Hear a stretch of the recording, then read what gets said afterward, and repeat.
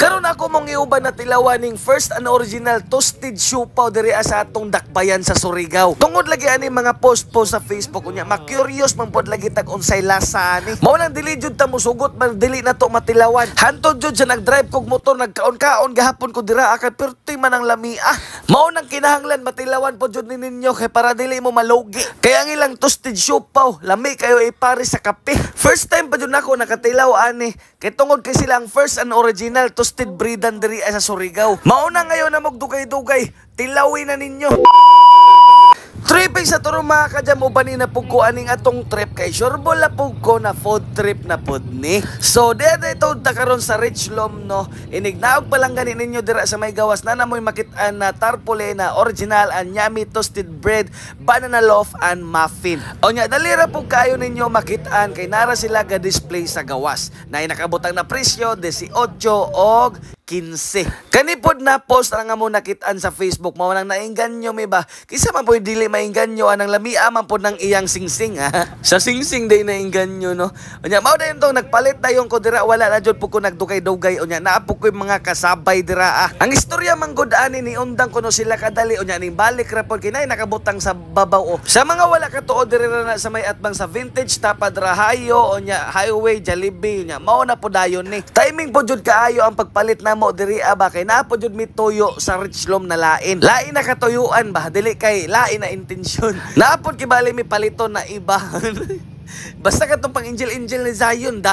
Pag humana mog bayad dira dawat items unya kwarta ni sulod na po dayon mi diri kay para kani kaya mo man lagi ning gapil sa angel kay para malingaw po siya ba dala na po exposures. Unya nagdali-dali po dayon kog bayad dira kay para matilawan na nato ning ilang toasted siopaw kay murag gi-action na po kog kagutom. Pag humana kog bayad amatik na abri na po dayon taon niya. Diri ra po jud nako gikaon sa gawas nila kay para syempre aesthetic kayo ba. Unya ni gabre pa lang ngayon nimo mao na dayon nimo nakitaan ang ilang unod na jud nay unod dili jud na fill in the blank. Unang sulod sa kong baba siga dayon ang mata kay naa joy lasa. Manamnaman jud nimo ang itlog ug ang karne sa ilalom sa iyang kuan ba na palaman man na karon dili na jud ta matagaw kay tungod kay halos natilawan na pod nato ang tanan sa kalibutan. Sa akong pagkahibalo sila ra jud ang namaligyag ingani diri basta kay sa sige na kog kaon-kaon dira nalipay jud in taon ang bata. Hantod gud bisag nagbiyahe ko, nagsige gahapon ko kit-kit nakaduha jud ko ka siopaw dira Onya syempre shout out po dayto nato ang tanan taga Richlom staff sa nag-entertain sa amo pagpalit na mog siopaw o katong halo ni Zion shout out sa inyo han tanan no. God bless you all.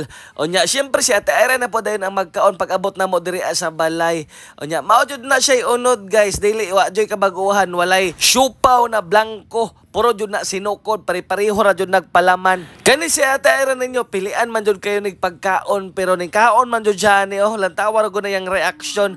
Musiga pod ang mata, nagtando-tando pa. Kaya dessert siya naghatag sa ila ni mama og papa, iya pa jud nang gitalawan sa iyang kaugalingon kay para makasure jud siya ba na lami jud. Unya pag mo pasado na ganin siyang panlasa gani, nalamian pod siya pag-apil dessert pa na niya dalon didto sa likod didto sa pikas balay nila sa silingan.